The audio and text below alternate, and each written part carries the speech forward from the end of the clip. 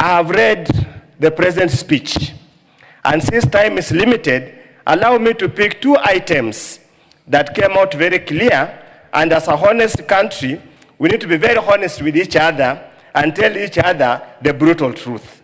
And truth, but nothing else will set us free. Honorable Speaker, in paragraph 6, the President's very clear. He says he has come, first time he came with a vision. Now he has come to tell a story. I don't know which story that story is being told, whether it's provided for in the Constitution, but that's besides the point. But in paragraph 6, Honorable Speaker, he clearly says, evidence of promises made and promises kept. And that's where the crunch of the matter starts. When the President was looking for votes, when the President came to address this House the first time, he sold to us the manifesto, the plan of Kenya Kwanza UDA.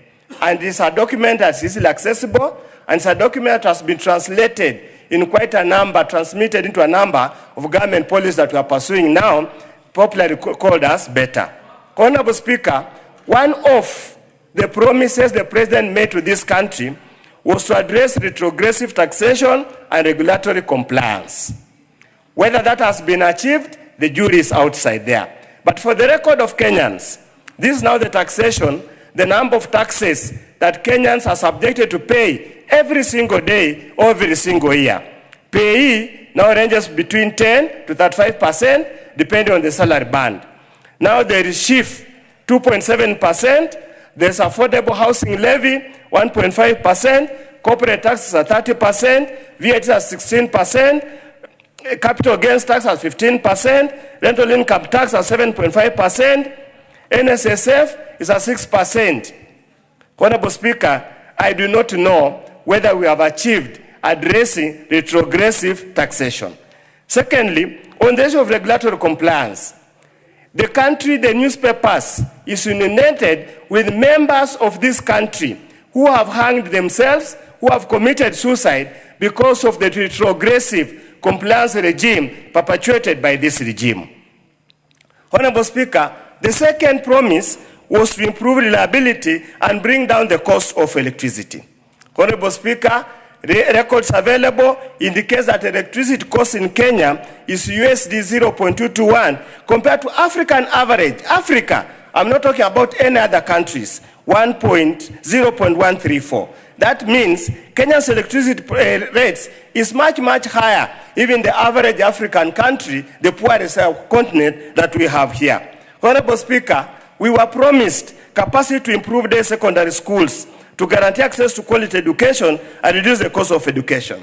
As we stand here today, Honorable Speaker, capitation has reduced from 22 to 16,000, yet now making education more expensive than it was. Honorable Speaker, then in paragraph 25, time might not allow, the President states the inflation stood at 9.6 in 2022, is now at 4.6 in this month, bringing much needed relief to households. The households are not relieved, Honorable Speaker. The cost of living is much higher. When you look at the CPE, that's Consumer Price Index for this particular year, is much, much higher at 146.84 points compared to 111.886 points in the year 2022. Honorable Speaker, we might try to massage or cover or coil the dead horse, but the horse is dead. Thank you. I want us to have a vision in the President's vision as leaders. There are things, if we did today, it is not us who are going to benefit. It is the fourth generation from now that we are building for. Today, if I build a house or an apartment, it's not mine. It is something for my future generation. And we have to somehow start today. The President has started something. It might look like a very big shoe to wear for all Kenyans, but he is a very good dealer in hope. Today, if you came to a place in Busia County called Lunyofu, no one could have even known that it existed. But the president, through his vision, has put it on the map. If you Google, you will know that Sports Academy, a standardized one, good quality stadium, is coming up in that area. There is another area also called Igara. Who could have known Igara in Kenya? Leave alone Kenya, even the whole world. If you Googled it, you'll not even find it. But because he has seen that it is good to go where there is nothing and start something, he has started these big things that are shocking so many people. I am a witness. Groundbreaking was happening while I was there. Such a place where nobody even could have allowed her daughter to get married to. Soon it will be a town. Social amenities will be brought there. It will be attractive. And then with the time, instead of people coming to Nairobi or Kisumu or Mombasa looking for jobs, we will be decongesting the city because there are cities that are built in towns that never could have become anything if we didn't do such things that the president has started. He is actually translating this vision into reality by starting many things in different counties. If we only shared that vision as leaders as well and not poison our people from hating anything that he begins. So I just want to applaud the many things he has begun. There are others that are still coming up gradually, progressively, but there are those that actually have already taken off, and there is no looking back. It is time for Kenya to be a grandfather. We are not in an elementary level of growth like other struggling or teething African countries. So if we are going to be the giants, even in this East Africa and Central and East, whatever region in Africa, we must walk the talk. And a good leader knows what they want for their people. They go ahead and they show the way.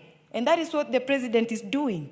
So let us stop a little, pause a little, look, and just imagine what a beautiful baby he's trying to create out of Kenya.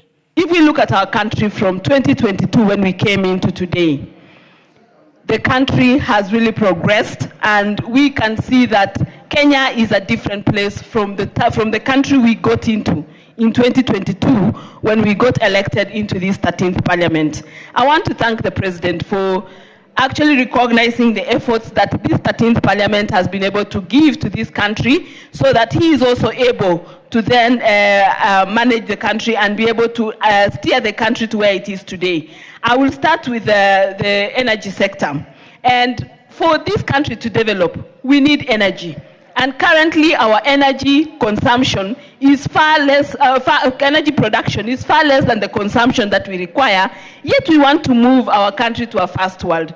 And to be able to move our country to a first world, we need to go into manufacturing, just like the way the countries like China, countries like Singapore, countries like Korea, who do products like Samsung, are manufacturing products in their countries. And to do that, we need the basic infrastructure, one of the infrastructures being energy.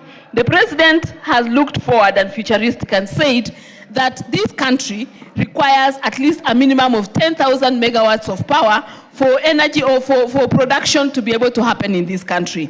Related to energy is road infrastructure. And if we look at the roads that have been lined up, some that are currently ongoing, and those that have been lined up to be made in this country, you realize that the dream of being a first world is actually fast coming to a reality.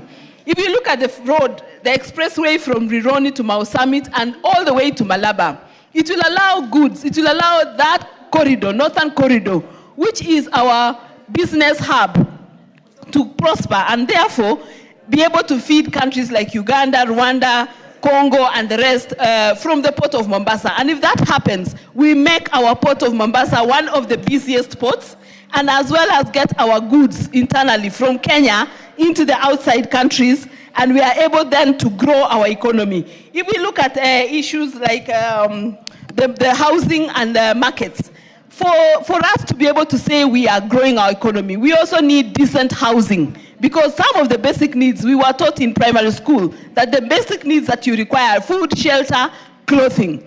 And one of the basic needs being food and shelter is an issue, is a need that has been taken care of by our president very, very well. And today, every part of this country has an affordable housing that is coming up. The markets, for example. Our women who are told that they will be moved from the bottom to up. Today they have a decent place to do their business, a decent place to work, because a market has been built that has even places where their children can be able to play, they can be able to breastfeed their children as they continue to do their business and progress in their lives. And if you look at also the issues to do with education, I think the president has also progressed very well in education.